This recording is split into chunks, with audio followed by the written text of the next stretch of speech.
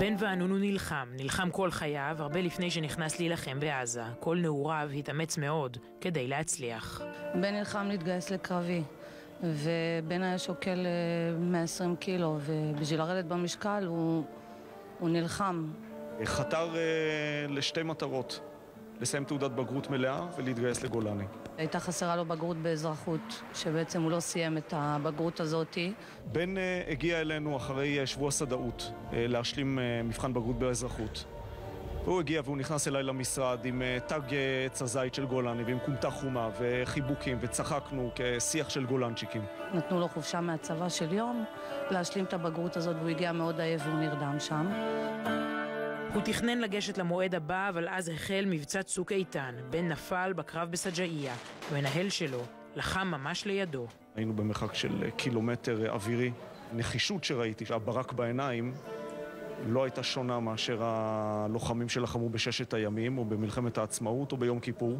סמל בן וענון, לוחם בחטיבת גולני, בן 19 מאשדוד. מספר חודשים לאחר שהוא נפל, שרית, אמא של בן, פנתה אליי וביקשה ממני לקבל תעודת בגרות עבורו.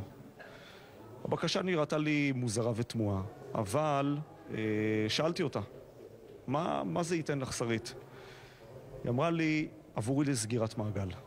אמרתי לצוות ההנהלה, אם ניתן לאמא של בן לילה אחד ללכת לישון עם חצי חיוך, בגלל הדבר הזה דיינו. משרד החינוך נעתר במהירות. בן יקבל תעודת בגרות מלאה, הוחלט שם, כולל מקצוע האזרחות. היום, בכנס הארצי למנהיגי החינוך של החינוך הממלכתי-דתי, נערך הטקס. אנחנו פה בזכות בן ובזכות כל הבנים, ובשם כל החמד, ובשם כל עם ישראל, ובשם ממשלת ישראל, אני מצדיע לכם ואני אוהב אתכם. תודה רבה. מאות הנוכחים עמדו דקות ארוכות והריעו.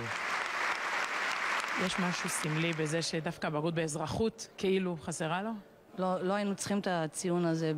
בעצם הוא הלך בשביל המדינה, וזה האזרחות שהוא נלחם עליה בשביל המולדת. זה יוצג בבית אצלך עכשיו? כן. לפי דעתי בבית ספר זה טוב, שילמדו ממנו. זה לא בא לו בקלות, וכל המאמץ שהוא עשה והצליח, צריכים הרבה ללמוד ממנו, הרבה. מה זה עושה לך ככה לראות את זה? יש גם גאווה והמון כאב, שבעצם הוא לא זכה, אנחנו זכינו לזה. בפייסבוק הוא רשם, בהודעה האחרונה שלו הוא רשם. הכאב הוא רגעי, הגאווה היא נצחית, זה היה המשפט של בן. הכאב הוא רגעי, הגאווה היא נצחית.